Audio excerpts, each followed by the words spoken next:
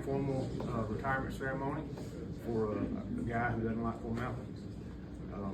So today we're gathered here to honor and celebrate the remarkable career of Major Mansfield, a dedicated and selfless servant of our nation for the past 30 years. His journey began with unwavering commitment and an unyielding spirit in the United States Marines, where he proudly served 7 years, but it was Arkansas Army National Guard where he truly left an indelible mark during his 24 years of service. Major Mansfield's dedication to duty, leadership, and unwavering commitment to our country have been nothing short of exemplary.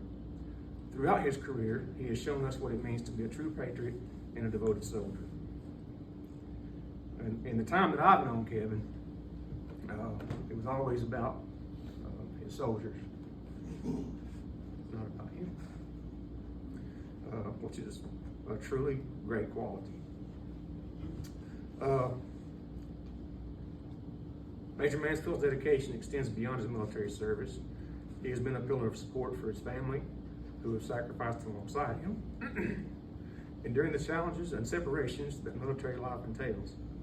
His family's unwavering support has been a cornerstone of his success, and we salute them for all their resilience and commitment as well. Major Mansfield retired, about a year ago, and so it's not like he's leaving today. He made a decision a year ago. This is his time.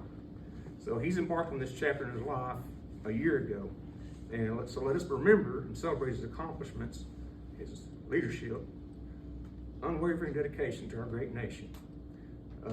His service has made a profound difference, and his legacy will continue to inspire us all. Congratulations on your retirement.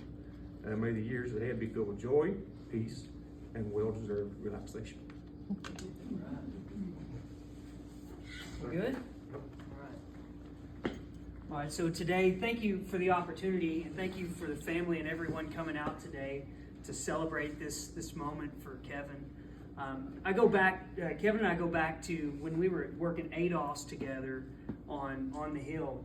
I remember that very distinctly, and coming across this man, he had some unique qualities about him, had some unique quirks about him, but more than anything else, I recall thinking just how brilliant he is. I don't know if you guys know this, but when he was here and he's amongst us, I think he's a legit, no kidding, genius. He is absolutely brilliant, and everything he set his mind to, everything he touched was fantastic. And so I always found his products remarkable, and that's something that always stood out about Kevin and the products that he produced. And so I thank you for the opportunity to come today, and I thank you for actually bringing Rebecca and making sure that he does this. Because so many times we as soldiers and we as people don't like to be in the spotlight. You don't like the ceremony piece of things, but ceremonies are important. They're very important. It goes all the way back to I think Old Testament days.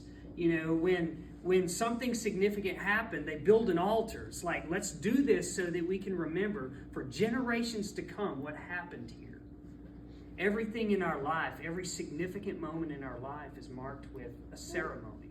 When you're born, there's oftentimes a christening ceremony. When you graduate, a graduation ceremony, a promotion ceremony. When you're married, a wedding ceremony.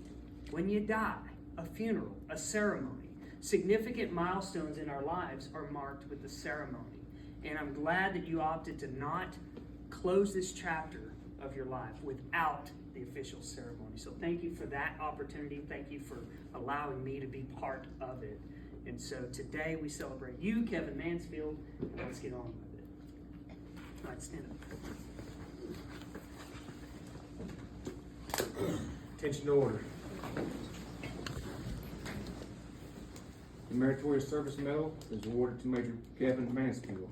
For 30 years of exceptional service to the Arkansas Army National Guard, Major Kevin Mansfield has served his state with honor and distinction throughout his career. Major Mansfield performed his duties in each assignment with excellent results and continually worked to assist soldiers and leaders through exemplary service and support. His service is in keeping with the finest traditions of military service and reflect great credit upon himself, Joint Force Headquarters in the Arkansas Army National Guard. Signed from the Office of Adjutant General, Leland T. Shepard, General, Brigadier General. All right. Cool. You can clap.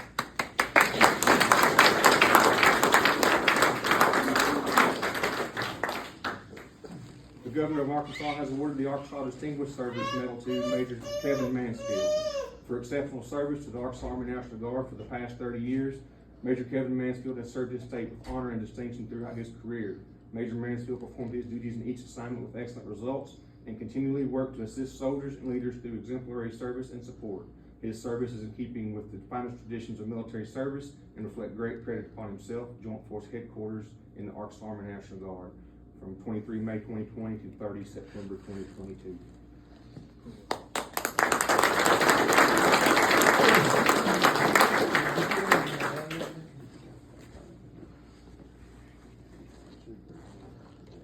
The Certificate of Appreciation for service in the Armed Forces of the United States of America, Major Kevin M. Mansfield. I extend my personal gratitude and sincere appreciation of a grateful nation to you and your patriotic service to our country. Your bravery and dedication in our armed forces helped protect your fellow Americans during a critical moment in our history and contributed to a world of greater security and growing prosperity.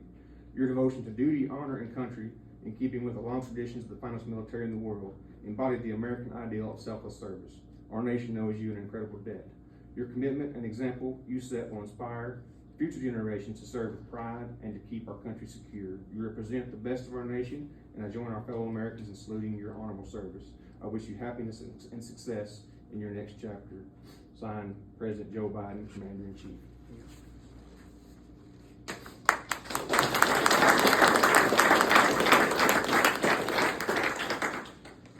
The National Guard Bureau Certificate of Service is awarded to Major Kevin Mansfield in recognition of 30 years of service in the Armed Forces of the United States, including 24 years of service in the National Guard.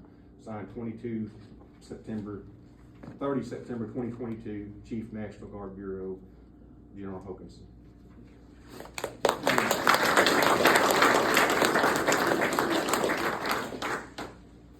The State of Arkansas Certificate of Appreciation. On behalf of the grateful citizens of Arkansas, this certificate is presented in appreciation to Major Kevin Mansfield, in acknowledgement of a job well done for your service with the Arkansas National Guard. As an embodiment of the spirit of the Minuteman, you shared a responsibility of guarding our country through a monumental period of history, voluntarily and through your own feeling of duty to our state and nation. Through this certificate, the people of Arkansas wish to pay homage to you for this service and upon your retirement from the Arkansas National Guard, to express every hope for continued success. Our gratitude and respect go with you. The Adjutant General and the Governor of Arkansas, Sarah Huckabee Sanders.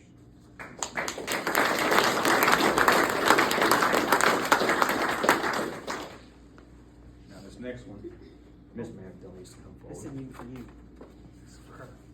She gets one too. The Arkansas National Guard Certificate of Appreciation presented to Rebecca Mansfield in recognition of her unfailing support and understanding for her husband on the occasion of his retirement from the Army National Guard. Her faithful and devoted service helped to make possible his lasting contribution to the state of Arkansas and the nation. Signed, the Adjutant General Jonathan Stubbs and the Governor of Arkansas, Sarah Sanders. Last year. Awesome.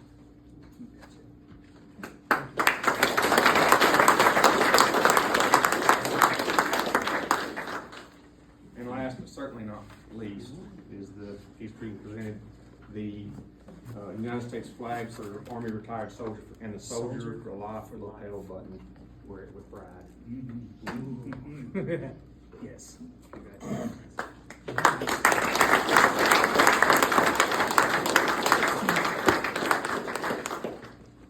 Ladies and gentlemen, Kevin Mansfield. Kevin.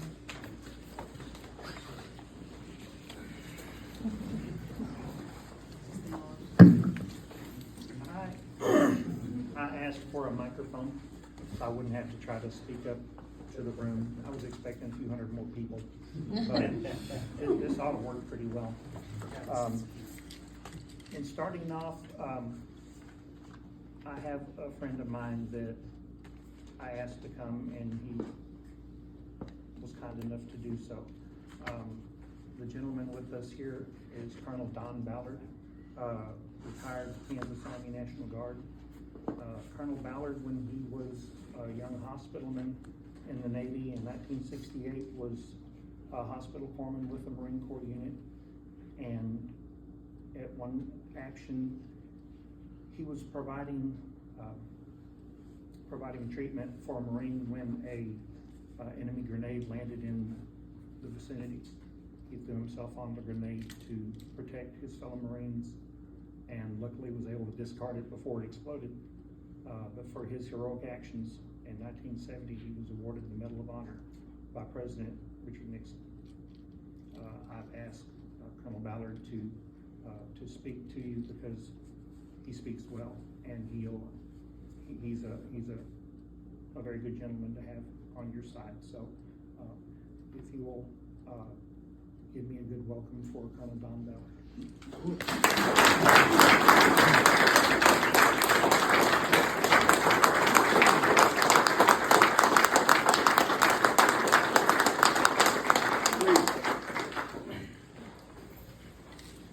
I told him I was bashful and shy, right? A colonel's never bashful and shy.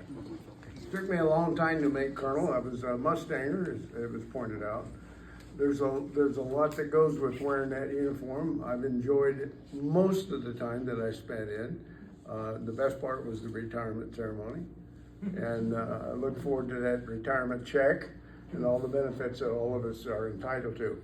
But thank you for your service, because it's all about the country. It's all about taking care of ourselves, taking care of the guy on the left, the guy on the right. I earned this medal. Nowhere on here does it say you have to be smart. You've got kahunas, but it doesn't say anything about being smart. I think it stands for one thing, and it means love. You know, I love the guys to get them enough that I would risk my life to help them get home safe and in the best medical condition that I could. Had nothing to do with me trying to earn an award. Matter of fact, I failed at suicide. That's supposed to be a joke. The real issue is love for the country, and understanding that it's all one team, one fight. No matter, we pick on each other, from whether it's the Army picking on the Navy or the Marine Corps. Anybody can pick on the Marine because they deserve it. But if there's any other Marines in here today, hoorah! Well, if I tell any jokes, I'll tell them slow and twice. Another cross-dresser. Now, Kevin, I was speaking in Amarillo, Texas, when the Adjutant General of Texas was introducing me. He was an Air Guardsman and Major General. I was a full bird colonel in uniform. He was introducing me, so protocol. By the way, there's two protocols in that situation. But in any case, he introduced me, and I was standing next to him, and he says, I want to introduce Colonel Ballard. He's given a lot to this country, but he's a cross-dresser. And I looked at him like, well, you dumb son of a gun? What do you mean, But I didn't say nothing, because who talks to a two-star general like that, right? Me. So he said, well, and then he went on to explain that he was in the Navy, wore the Navy uniform. He was in the Marine Corps, wore the Marine Corps uniform. He was in the Army, and then he got smart and went to the National Guard. So, he wears all those uniforms. But he forgot, and he didn't join the Air Force. He made a mistake. He said it was the best service going, and but his mistake was he handed the mic to me. So at the end of the introduction, I thanked him for such an unusual introduction, and I said, "But I don't hold grudges. I get even."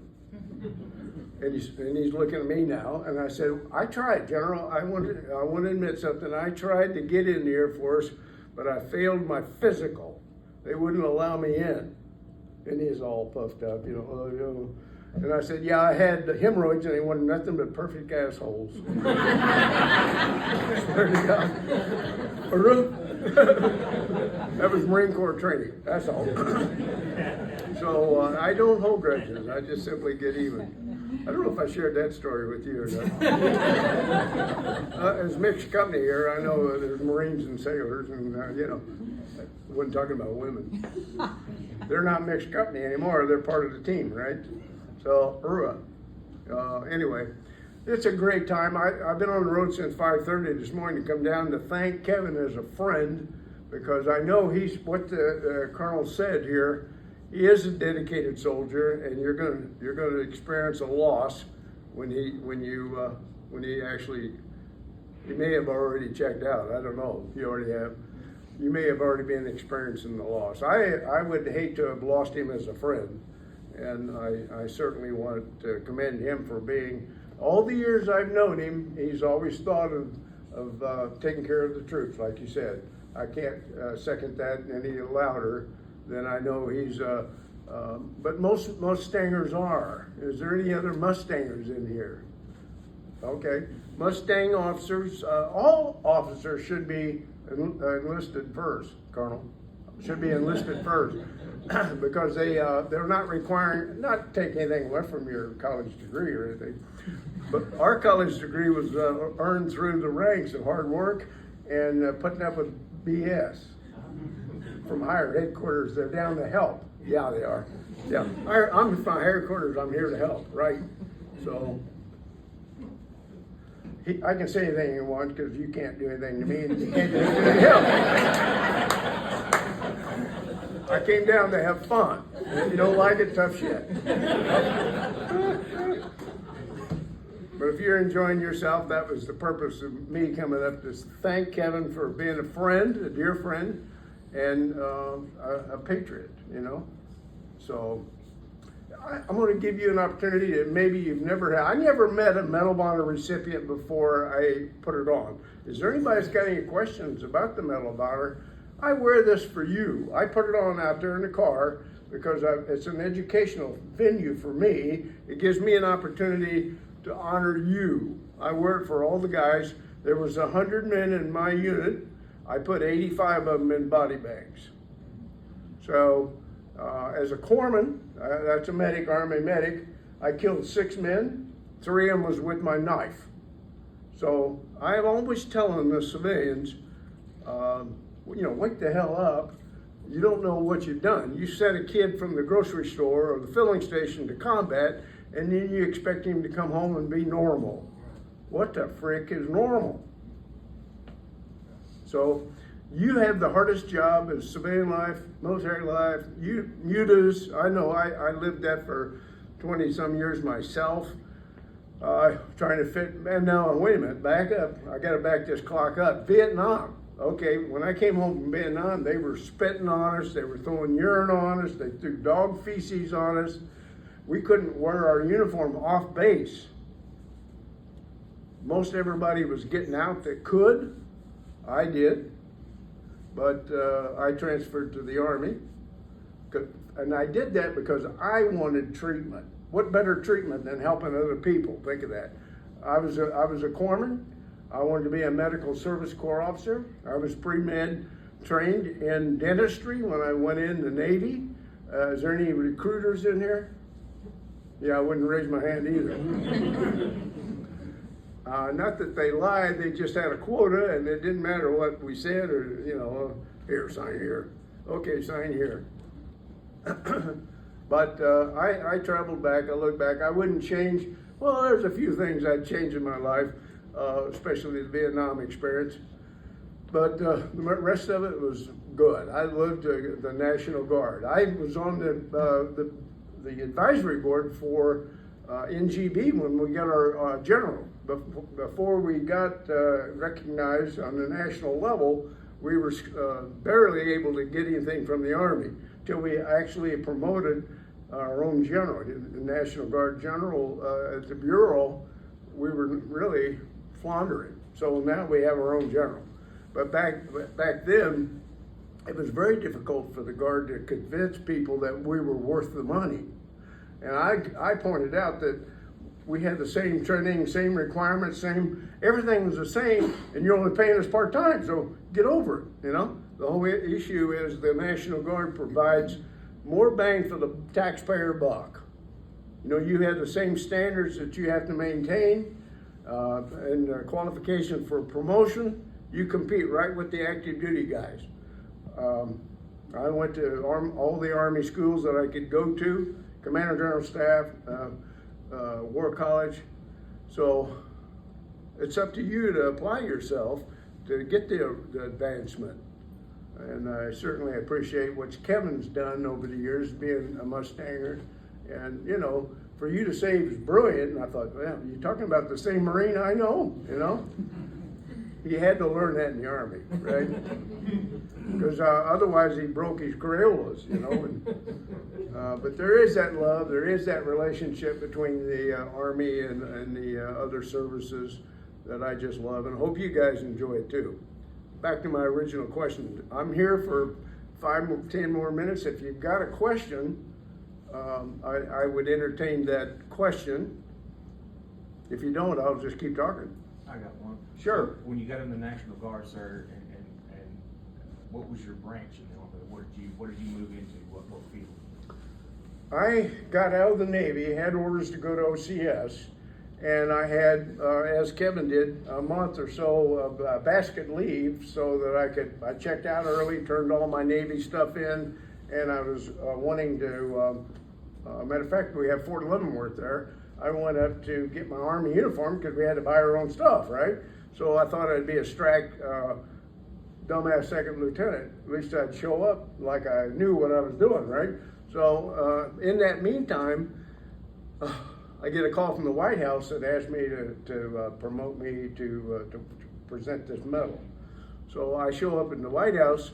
The only uniform I had was a second lieutenant Army uniform, which I really wasn't authorized to wear. And they said, that Admiral about shit his pants. He said, that Navy boy's not gonna get a Navy medal and an Army uniform on my watch.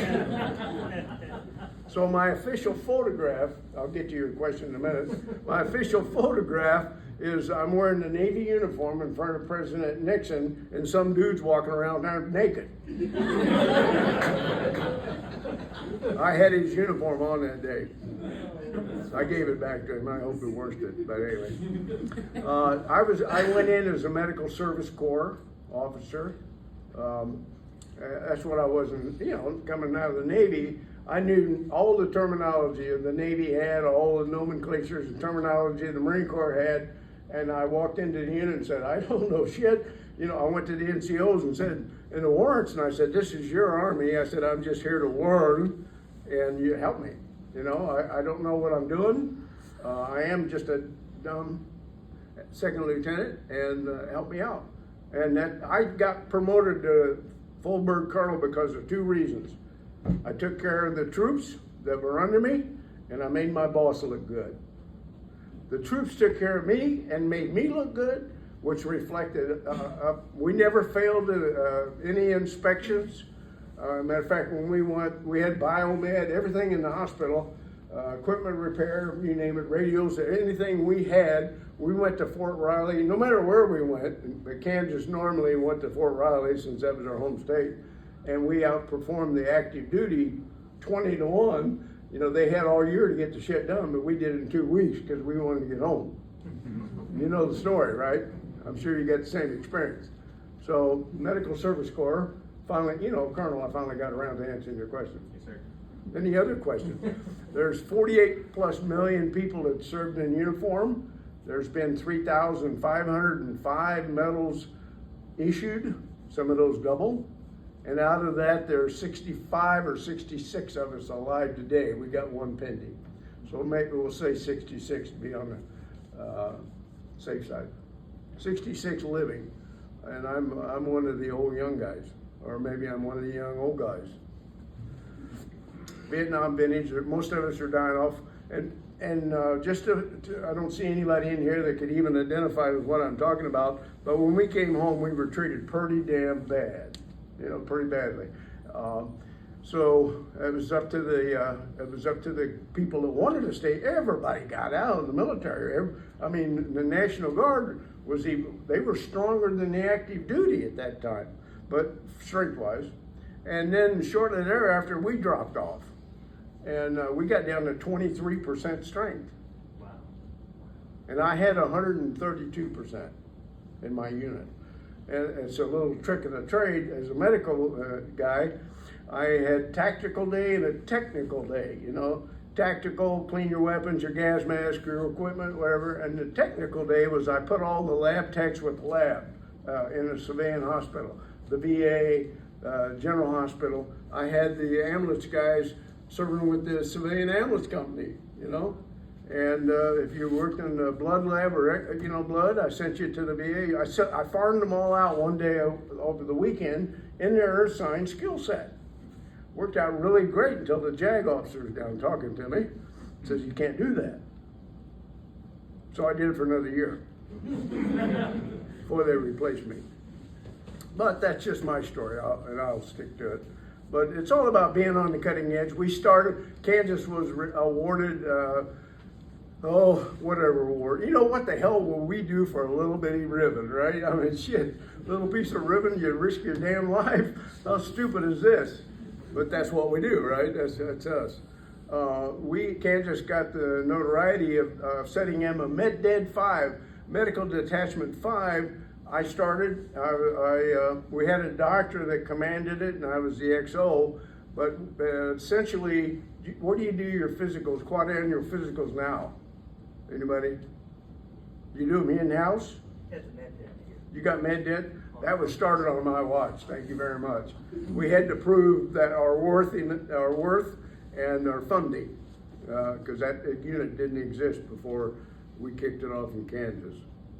Any other questions? I'm glad that was a good question, whoever asked it. Anyway, I'm just a retired guy. I put my pants on one leg at a time like the rest of you, but I thank you for what you do, continued. I know it's a double-edged sword. Some of you are probably full-time, AGR or whatever. Anyway, we thank you for that. And the rest of you MD guys, we love you guys because you have a double duty. So, appreciate your time. Thank you.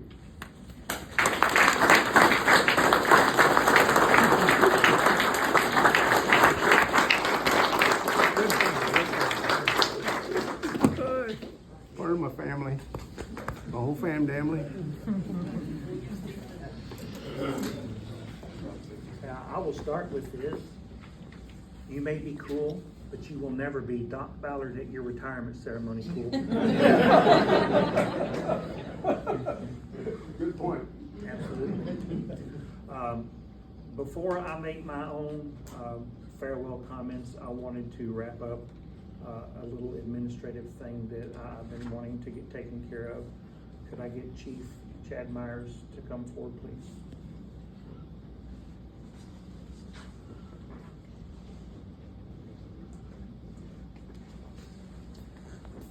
Chief Myers, he just went over 20 years of service. He's got 20 years of service to the ordnance community, and he's made a lot of contributions over the years, lots of deployments, a lot of things that he's done that's benefited the organization. I'm sure he's had his ups and downs for various things, but I wanted to recognize him on something. So Colonel Wallace, could you begin? In May of 1994, the U.S. Ordnance Corps Association initiated a program to ensure that ordnance personnel receive recognition for their deeds that go above and beyond the norm. In order to recognize and honor the best of the best in our Corps, the association created the Ordnance Order of Samuel Sharp. The medal depicts an eagle holding a flintlock rifle surrounded by oak leaves with a shell and flame overhead. The eagle represents America's freedom, which has been defended faithfully and to its fullest measure by members of the Corps since 1812. The flintlock rifle represents our Corps beginnings, as well as the material support provided by ordnance personnel in both peace and war. The oak leaves represent the strength and resolve of the Ordnance Corps to stand the test of time. The shell and flame represents the unleashed energy of the Ordnance Corps. To all ordnance personnel, wherever you may be it known that CW3 Chad Myers, having been tried and found worthy to be numbered as one of our trusty members, has been gathered to our fold and duly initiated into the solemn mysteries of this traditional brotherhood of gunsmiths, wheelwrights, and metalworkers, issued this 21st day of September 2023. Signed, Shane Mitchell, Colonel.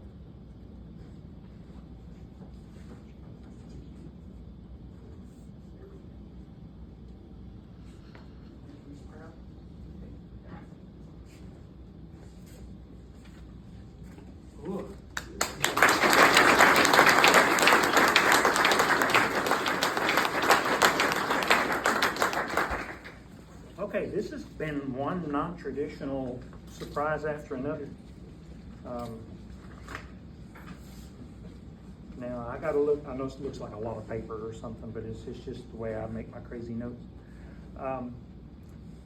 I've not went to a lot of retirement ceremonies, but the few that I have been to, they seem to all follow a similar format.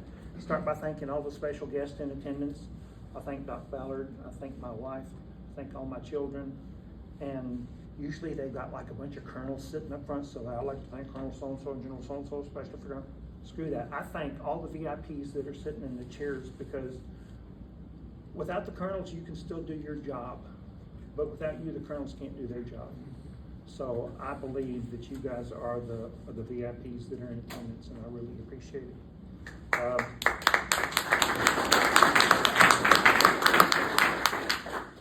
Also on the format, they will reflect on their career. I'll do some of they offer advice how to be successful, and just Em was saying something clever, I reckon.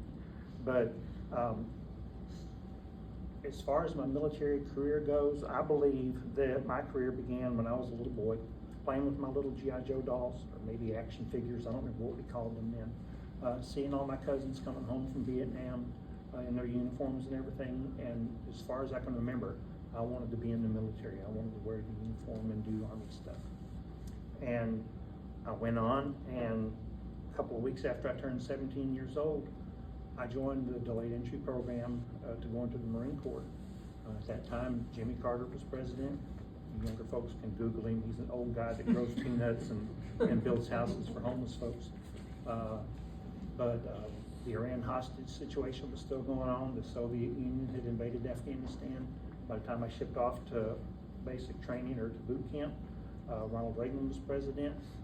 Another Google opportunity for you if you need to.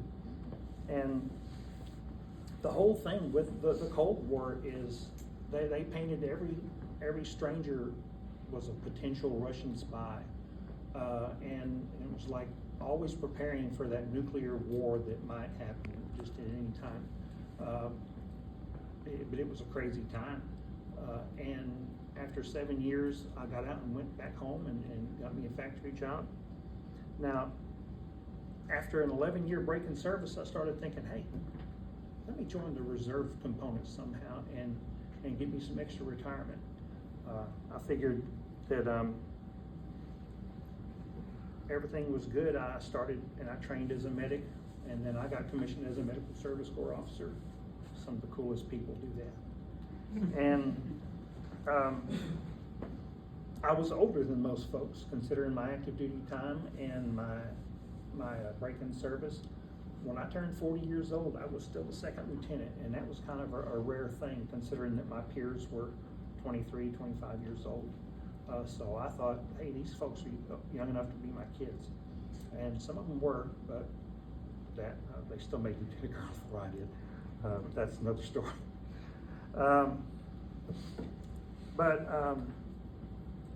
I went to my officer basic course for the medical service corps. I was at Fort Sam Houston, and at the same time, one of my daughters, who's not here today, was going to AIT there to be a medic.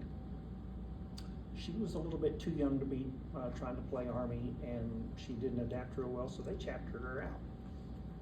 And I get a call one afternoon, and she says, "Hey, Dad, I'm at the bus stop over here. Could you come see me before I go to the airport?"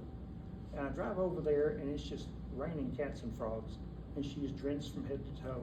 And I visit with her for a little bit, and I go, and I leave her because I had to get back to class. And I'm thinking, you know, every one of these soldiers is somebody's child, and in this case, that was actually my child.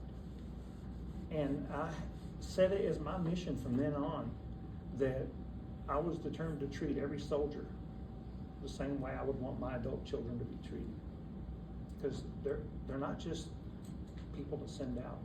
So that's worked well for me, and it's also worked against me depending on how you get mixed up. And when I talk about soldier care or the lack of soldier care, I have never ran into anybody that says, "Hey, let's screw the troops over."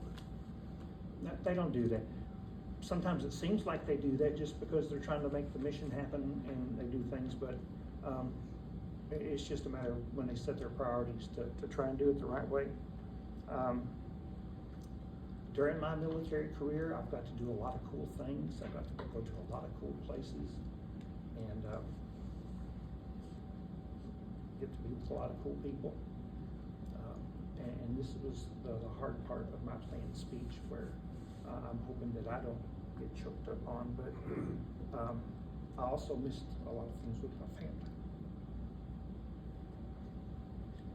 And my family was always proud of me for serving, but sometimes pride isn't enough to make up for what you're losing as that family member. I missed out on being with a spouse that was going through a really hard time. Missed out on being with my parents in their last years of their lives. Missed out on being with kids when they needed a daddy. Missed out on skint knees. Missed out on, I don't know, birthdays, high school graduations. So years after the fact, I could apologize to my family, but I know it wouldn't make up for what I took away from them. So all I could do is thank them. But in the end, it was all worth something. So now I'm gonna try to move into something that isn't as sad of a topic for me, but as far as my military career goes, it's had its highs and lows, and I've had trouble adapting to an organization that sometimes was a little too corrupt for my liking. For the most part, I've been my own worst enemy. I can point at various people that I think have not helped me or have hurt me or whatever, but I've been my own worst enemy for the most part. I'm not the best person to give you career advice, but I can tell you some things to avoid that might help along the way. My bottom line up front is learn when to keep your mouth shut and pick your battles. Who thought the battle flag was a stupid idea? You can answer that. Yeah, me too. But the thing is, there was a bunch of colonels and really high folks on the Hill that were real proud of that idea. And they didn't take kindly to people like me being passive aggressive in my protest about their stupid idea of putting on the battle flag. That's the kind of thing that ain't worth fighting over. Come on. I've had a tendency of speaking out about things that I thought were wrong, and I've always had some naive idea that people were interested in the input I had to give them about things. My last day that I retired was last September. I sent a memo to the Chief of Staff, and I basically told him, said, hey, if you will quit treating your people like crap, a lot of your problems are going to be resolved. Yeah, that didn't go very well. I see, I didn't see any major changes from that. But that wasn't the first time I'd sent memos of that nature to the Hill. And sometimes you'll have people that are really open to honest feedback. And a lot of times you get people that don't want to hear anything unless it's what they want to hear. So be careful who you share your ideas with. And if you're ever in doubt, just keep your mouth shut, and because it's not worth it to go about that. And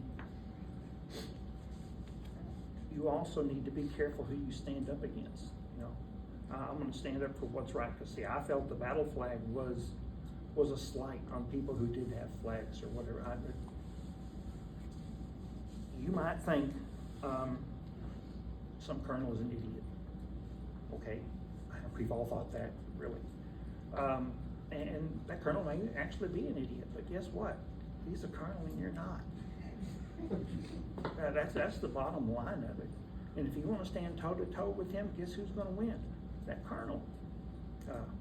When Colonel Keeter was talking about when we were working together up on the Hill, I was a first lieutenant, and we worked for a major up there, and I had a pretty good ego, being a genius as I am. And that major, she had an ego too. Well, her ego outranked my ego, so I lost. Okay, I got my face slammed in it. And I should have learned some lessons then. I didn't. I kept on going. Once a Marine, always a Marine. Yeah, we just keep going. But that colonel can be your best friend or your worst enemy. So don't waste your career making enemies if you can help it. Because I've done that plenty myself. Some people I wanted to be enemies with, and some people I'm just naturally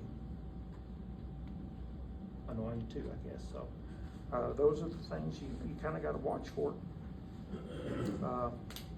I'm not wanting to suggest you abandon your principles by just backing down and whatever. Keep your principles and make changes where you can, but don't get carried away. You know, you're not going to be able to save the world.